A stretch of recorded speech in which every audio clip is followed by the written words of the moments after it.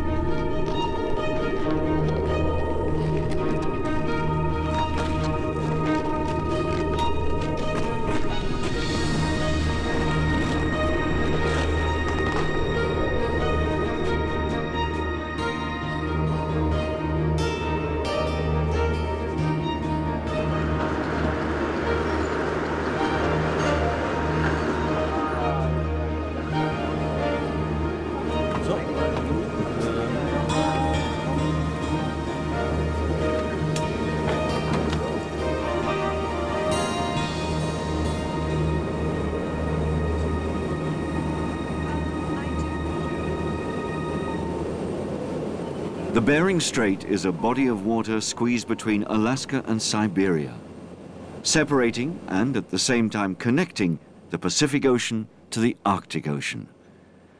The maximum distance between the two continents is a mere 97 kilometers.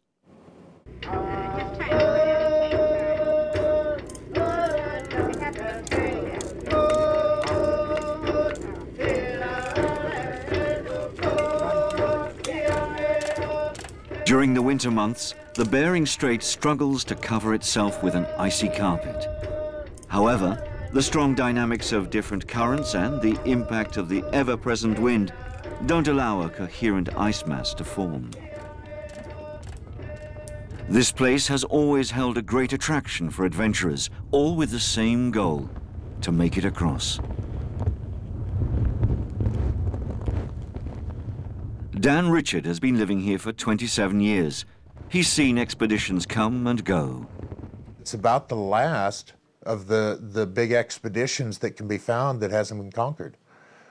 Most all of them, at least somewhere in history or somewhere along the line, somebody has done it. And here, the Eskimos long ago used to do it between the islands, but as far as going from America to Russia, nobody's ever accomplished it. Not even the natives. It's just never been anything that anybody's been able to do. And so I think it's pretty attractive for expeditioners.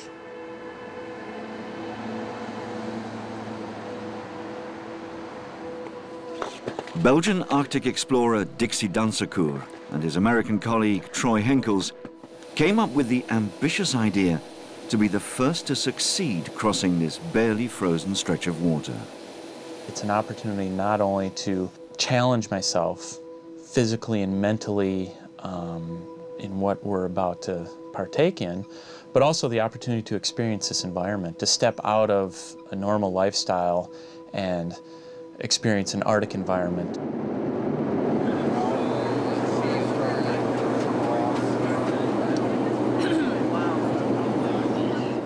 My desire is to realize what I'm doing with my life, what nature means to me, and what I can do to live in tune with nature.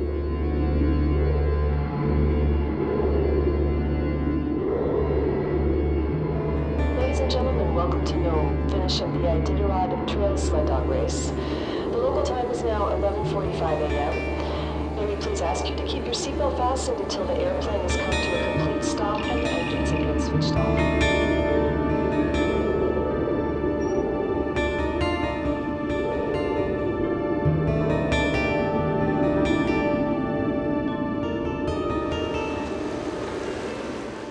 The small settlement of Nome was founded in 1898 and was named after the nearby river. Around the end of the 19th century, the town bustled with gold fever. When in 1898 the first gold was struck, it really put Nome on the map. In less than a month, over 10,000 prospectors had set up home there.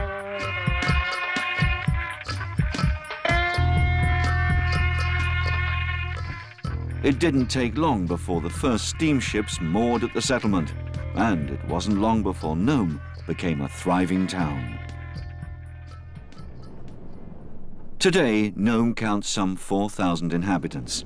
It's here that Dixie and Troy will make their final preparations for their polar quest. It's also from here that Julie Brown, Dixie's wife, will man the communication center.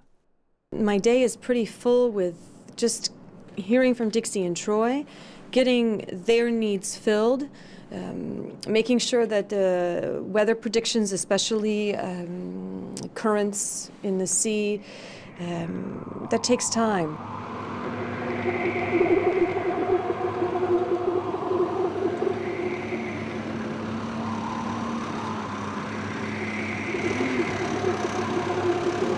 All the expedition's gear has arrived in Nome.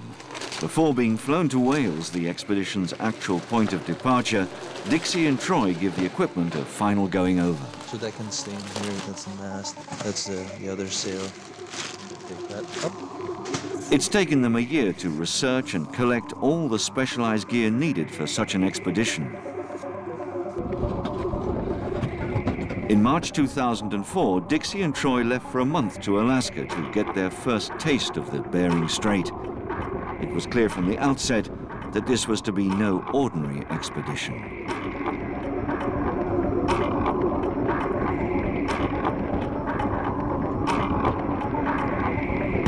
Water is their greatest enemy.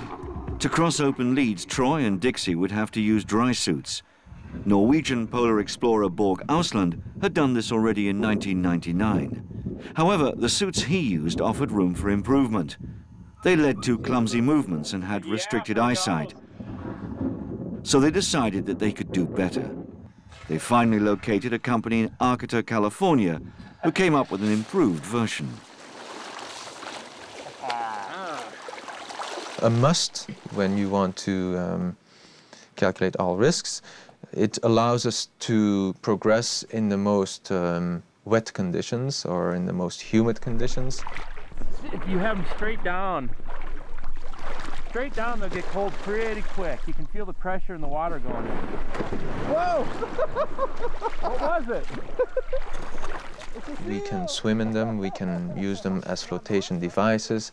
They're just wonderful, and especially when you consider it as dangerous. Together with a couple of windsurfing friends, Dixie developed the Sled Cat, a totally new concept to cross wide open leads with the sail-powered sled catamaran. Which is a structure whereby we put both sleds together by means of two skis that are rigged together. It's a very solid flotation device. We put them in the water and we can jump on it and paddle.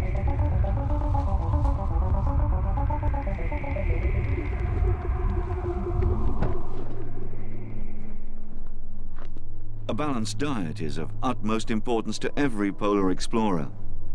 Together with a number of dietitians, Dixie and Troy have put together a very specific polar diet. This is mixed vegetables, dehydrated mixed vegetables. And so we'll mix all this up and add a bunch of other things to the mixed vegetables to increase the calorie. To maximize space distribution in the sleds, the portions are run through a grinder several times.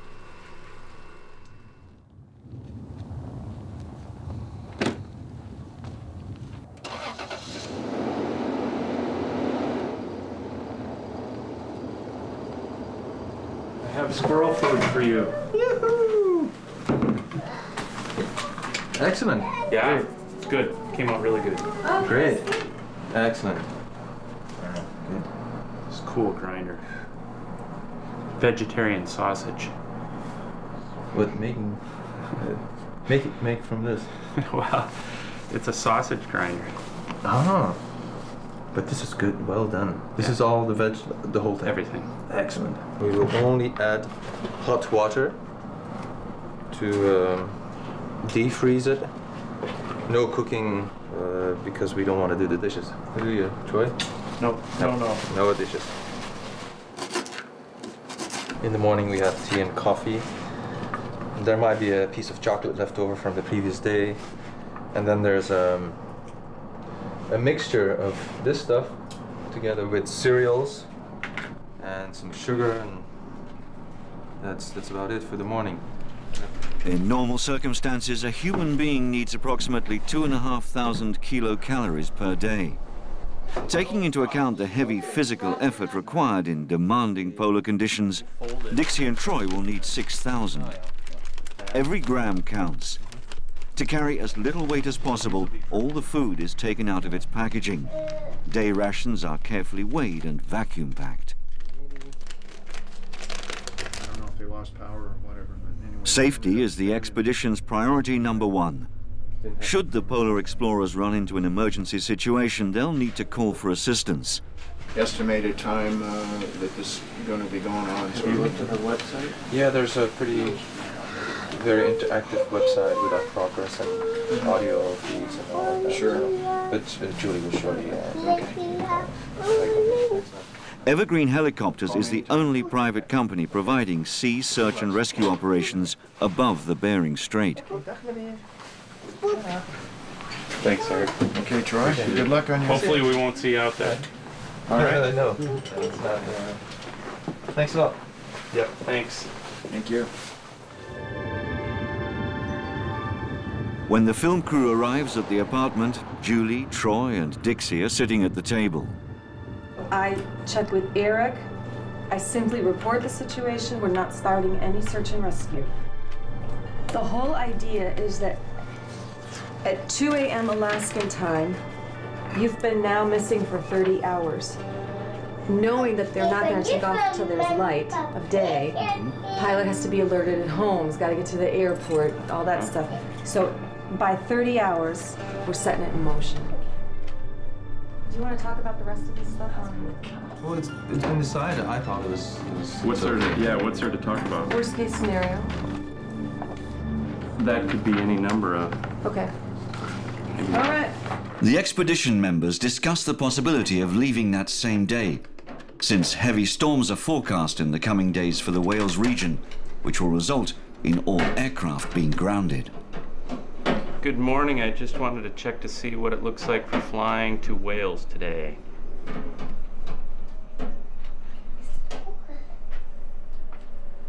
Oh, okay.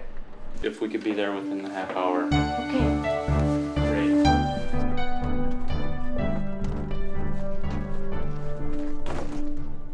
Mixed emotions, excitement, apprehension, everything. It's been a long time in the making, so I'm ready to go.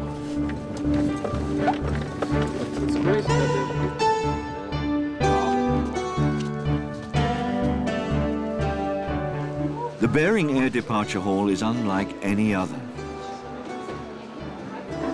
Tickets are filled out by hand, and there's a marked absence of attractively dressed check-in girls.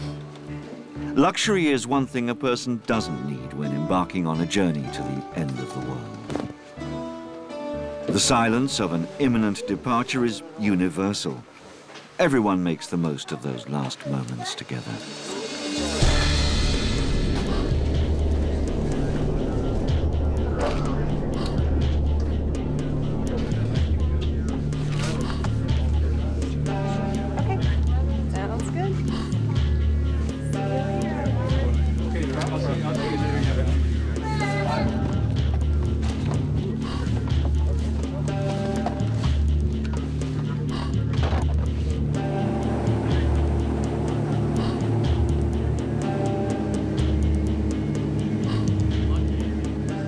On board their light aircraft, Dixie and Troy peer through the cabin windows in excitement. Beneath them lies an apparently peaceful layer of ice over the Bering Strait, or so it would seem. The runway at Wales is nothing more than a frozen strip of ice. A cold wind is blowing. Unloading the plane takes only 15 minutes. Welcome to the end of the world.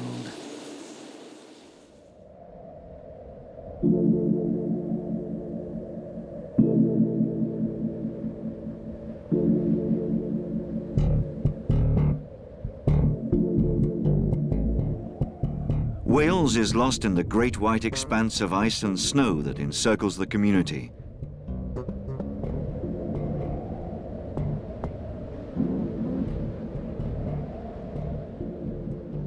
During wintertime, the only access is by plane. All necessary goods for survival are flown in.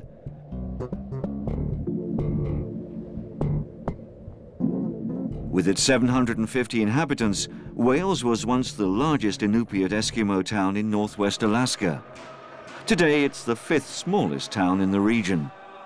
Young people leave their birthplace because of the lack of any future for them. The only link they have with the town is what remains of a fast disappearing Eskimo culture.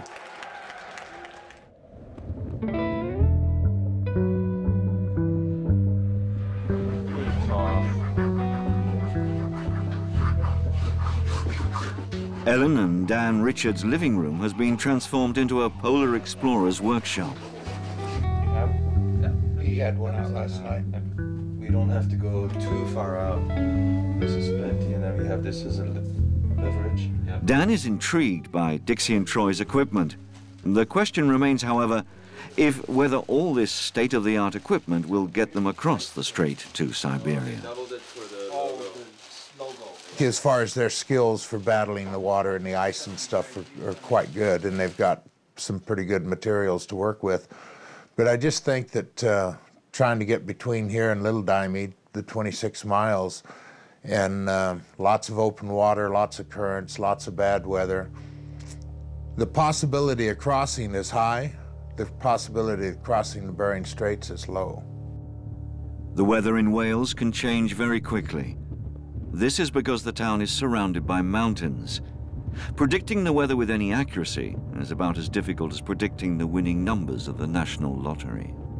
I would really hate to tell somebody what the weather's going to do in the following day, because the odds are that maybe 70–80% are right, but the chances of being wrong and being in the middle of the Bering Straits when you find out that you're wrong is too deadly for me to even, I wouldn't even attempt it. The expedition members decide to set up a weather station to help determine the best day for departure.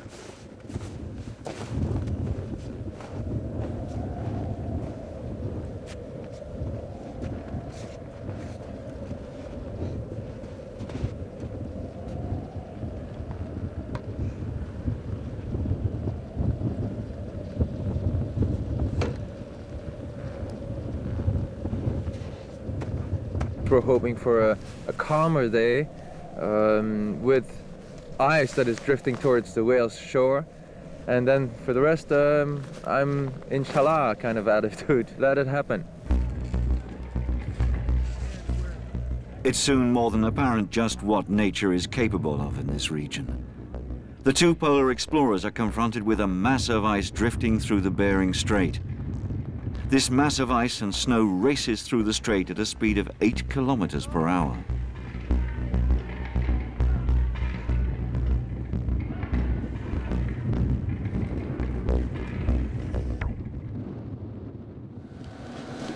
Nice little tool, huh? Yeah, it's excellent. Interesting to see the variations throughout the day, particularly in the wind speed, how it changes. Yeah. The weather station works well. By comparing the data collected with other sources, Dixie and Troy have a good idea of the weather systems. But the weather is anything but optimal. It almost looks like that's something right there, but it's probably just a break in the clouds. And then things are turning around here. Yeah. And then here. Way too warm, 1. Way too much wind, 2. 3, Wind the wrong direction. wrong direction in some way. Too much humidity. Way too humid. So we'll just have to wait a bit. On top of all that, there's a severe storm heading towards Wales, and the ice conditions in the Bering Strait are terrible. In these conditions, it would be foolish to set off. It's better to be patient and wait for some good conditions and then slowly make our way into the expedition instead of being rushed off and being confronted with the wrong conditions.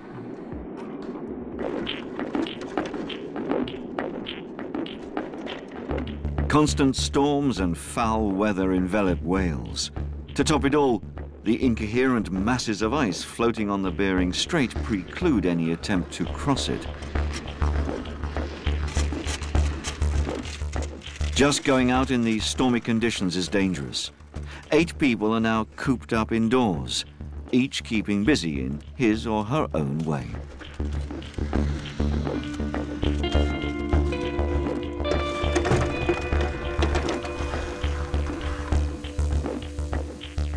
Can it get better than this? No. We sit here right all day and eat and watch big screen TV. Well.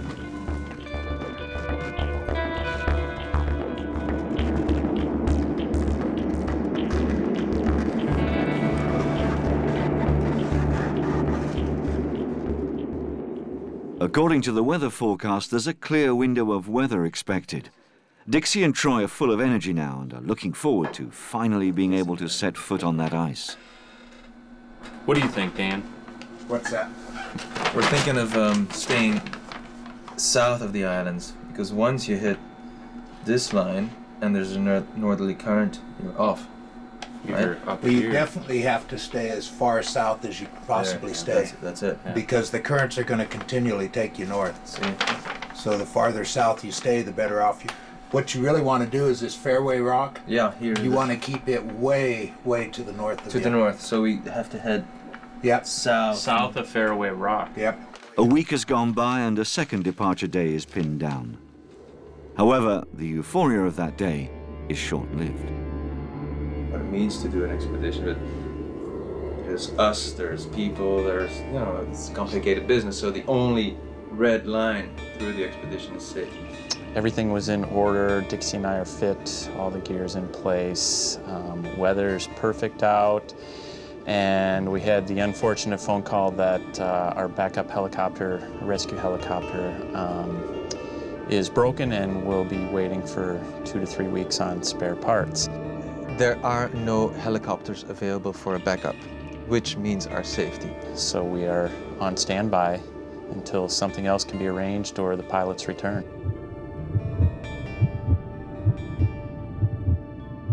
It's again a blow in the face, but you didn't hear me scream and shout. It's just yet another challenge. It can be a little tough, but it's part of the game we play. Now we can only hope that when everything else gets lined up with the rescue company, that we'll have the weather for departure, or we could be further delayed.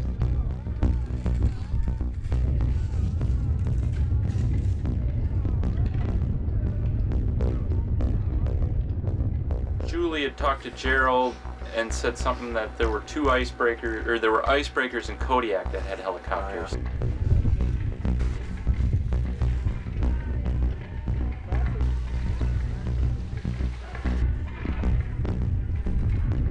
What gives us a chance to reach the Diomedes at what speed? If we move at 25 miles an hour west, we'll be there in an hour. After 5 days, a solution has been found for the grounded helicopter. Moreover, a break in the foul weather offers a nice window of opportunity.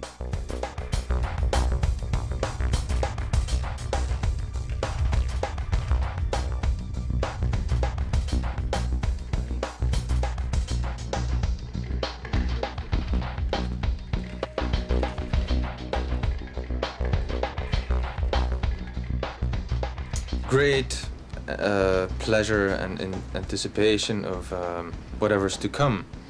The unknown you cannot describe. That's why it's good to keep a couple of secrets for the future, and adventure has to remain adventure. It's supposed to be that way. It looks like they're all set. Tomorrow morning, the Bering Strait Odyssey can depart.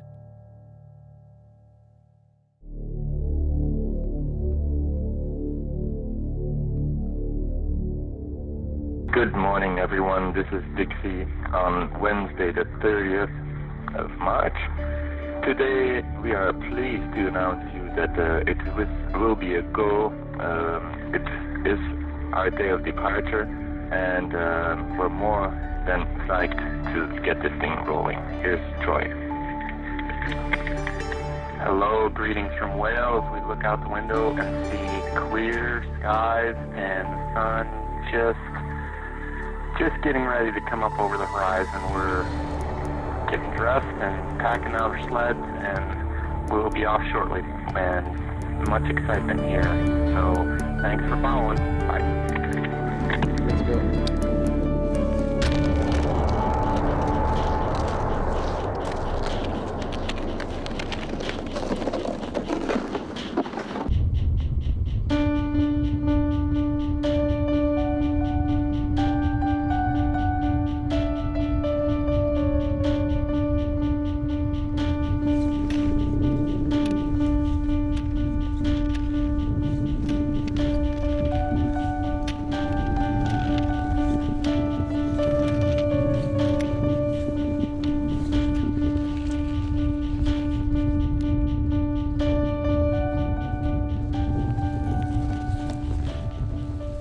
Nice sunrise, just everything was going well.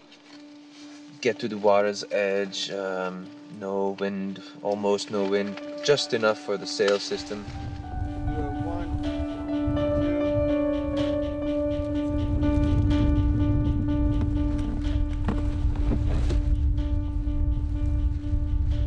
All went fine, you know, just the routine gestures.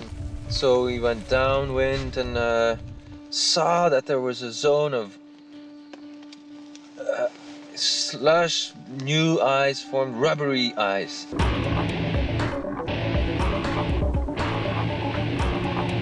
We were caught in some bad ice, slushy ice, couldn't make headway. The big scare came when more of that ice was coming. We both knew what that meant, that the sleds could get covered. We had to find safer grounds. Things were starting to close in. Dixie put his skis on. Went 2-3 steps and went through the ice.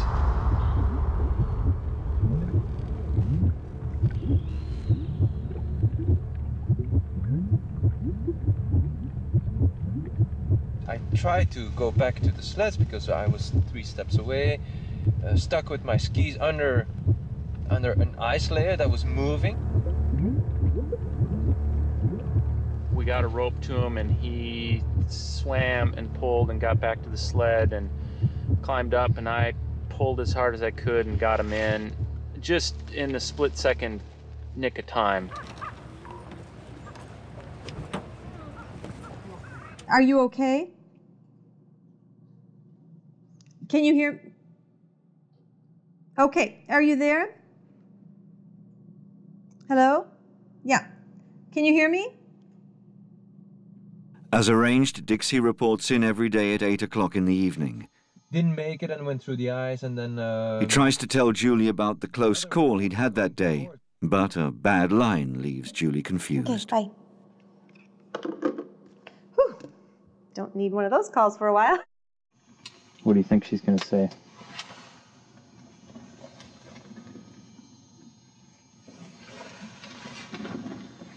Sleep well. Moments like these are hard, but Julie knows how important this expedition is for Dixie. The art is to find clarity in the apparent chaos. When he does live out these expeditions, he's just so content and so happy that it's clear he's on the right path. And it's been 3 years since his last one, and he, in Dutch they say kriebelen, he's itching for it. He needs it. So the drive obviously comes from somewhere inside of him, his soul. In all fairness, if he told me tomorrow that he was finished with them and we could go and live in our little mountain hut somewhere, I'd be fine. But this is important to him, and it makes him so happy. Night falls over the Bering region. The bars in Nome are doing their usual good business. A little further north, however, two polar explorers crawl exhausted into their sleeping bags, somewhere between the floating masses of ice.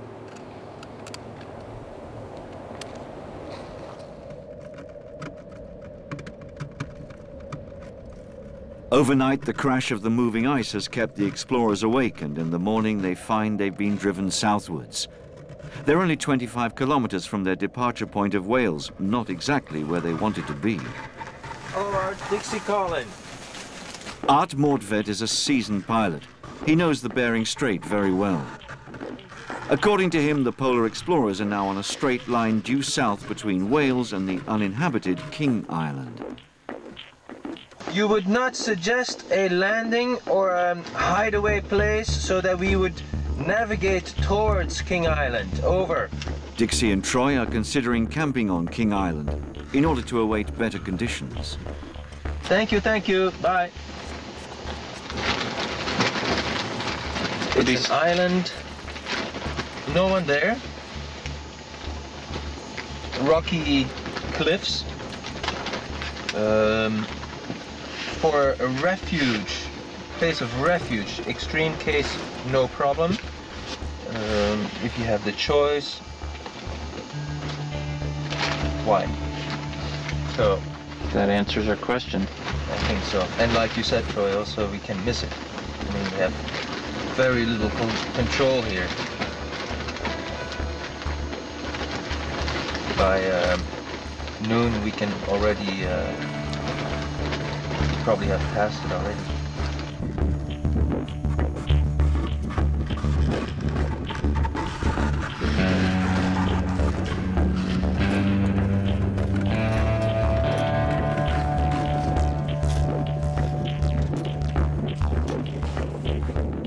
They don't reach King Island.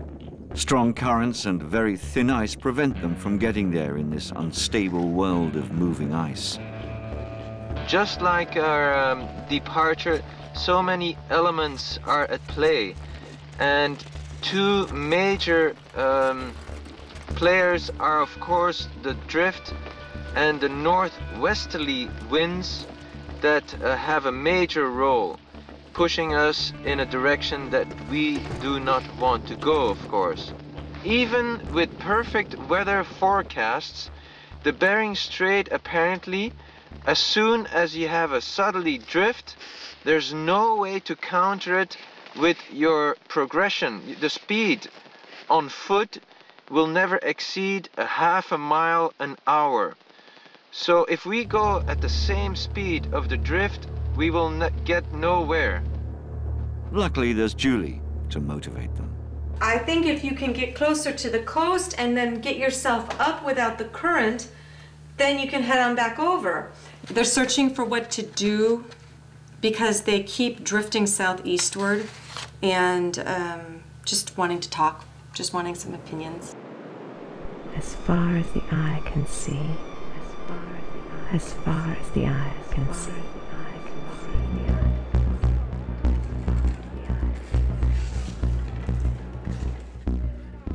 Their only chance of not being totally swept away is to reach King Island. But there seems to be no way out of this crazy labyrinth of scattered blocks of ice and open water. They leave in a northwesterly direction, against the current.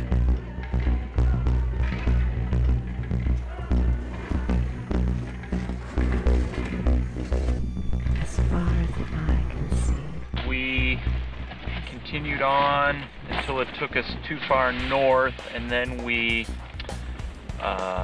went back into the rubble and the ice pack and headed west. And after a short time heading west, we found miles and miles and miles of good ice, new ice that we could travel on. So we're looking forward to tomorrow morning getting on this new ice. Hopefully the slush is frozen some more and will make for smooth sailing.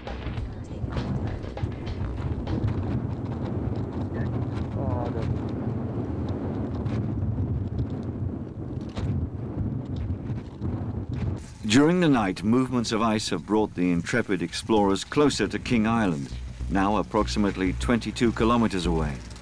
The skies are clear, which is a real boost for them.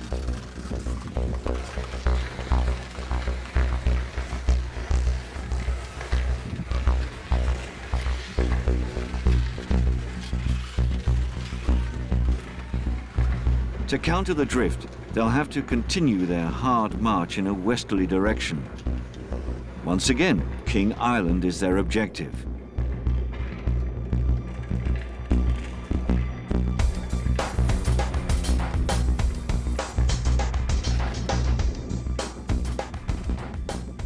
This time they make good progress, and a steady pace gets them within 2 kilometers of the King Island shoreline.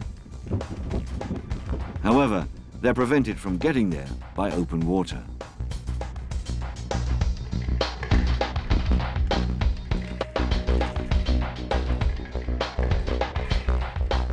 A little further south, they find a passable snow bridge.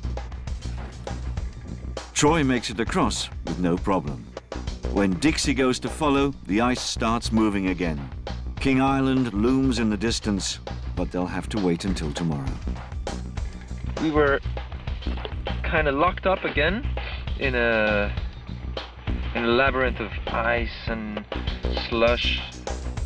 That is just a matter of using your instinct, animalistic almost, smelling your way out, sniffing through the blocks and the compression zones, the way out. The good thing is that I love being here. It's just a pleasure.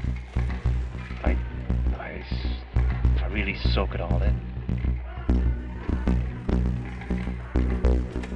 For the first time on this expedition, the explorers haven't drifted very far in the night. The wind, however, has freshened. Yet another problem for them to deal with. King Island is approaching, but the very bad ice conditions, so very typical for the Bering Strait, prevent them once again from reaching this intermediate goal.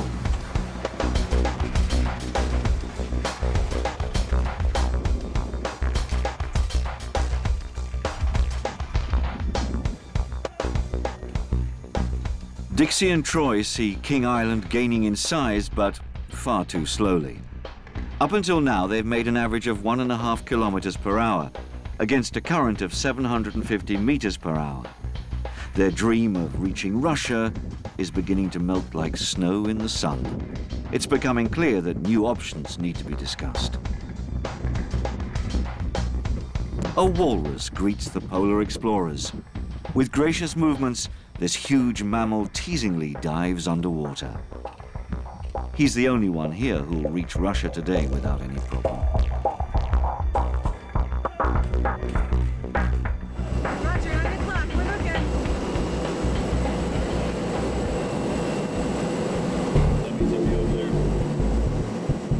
Do the right thing. Straight at us now. A little more and you'll see us.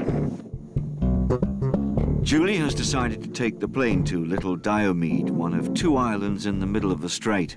She hopes to catch a glimpse of Dixie and Troy. No, you're over us. You're over us. Left window. Sorry, we've got passengers on board. Here too, over. We have good lunches. Good lunches. There they are. Hey, Jewel, can you look around and see what this ocean is doing for us? You're in a beautiful place, Dixie, over.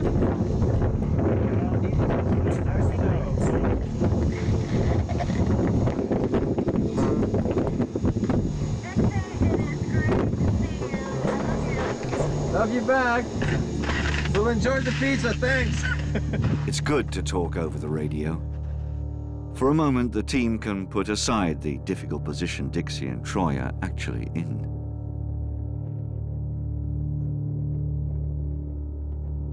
The current is taking us south, straight down south. it's all not so good for the whole expedition, and we have to now decide whether or not we'll keep on going westward, knowing that we will be pushed back mostly southward. So we will most likely talk to Julie about that tonight.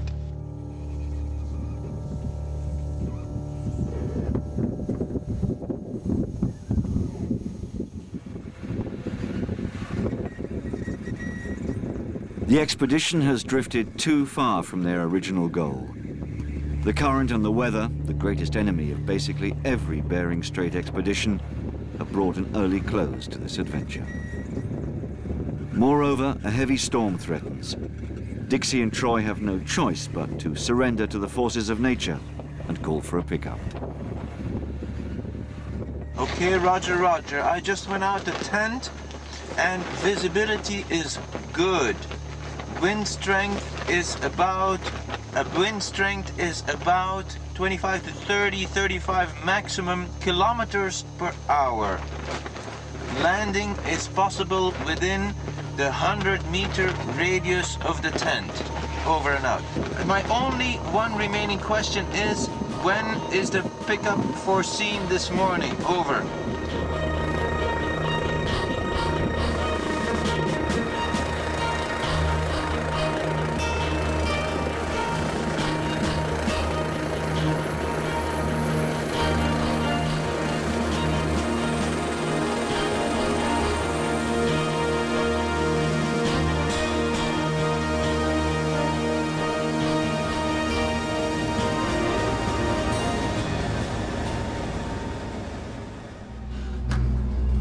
After only 8 days, Dixie, Dansercoer and Troy Henkels had no choice but to call a halt to their ambitious expedition.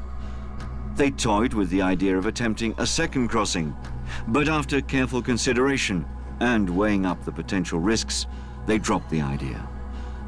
Despite their wealth of experience in conducting polar expeditions, they had no choice but to acknowledge Mother Nature's supremacy. However, it has been a good lesson in humility, one they're more than willing to accept. Something that can only make you into a better person, ready to face all that life can throw at you.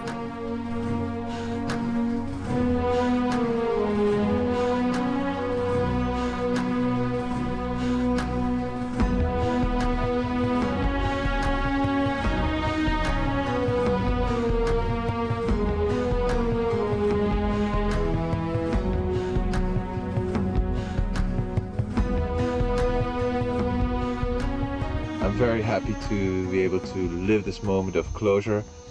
The expedition was an intense one, probably also a dangerous one. An expedition full of uncertainties and doubt. And then in the final stages, respect for nature that is always stronger than humankind.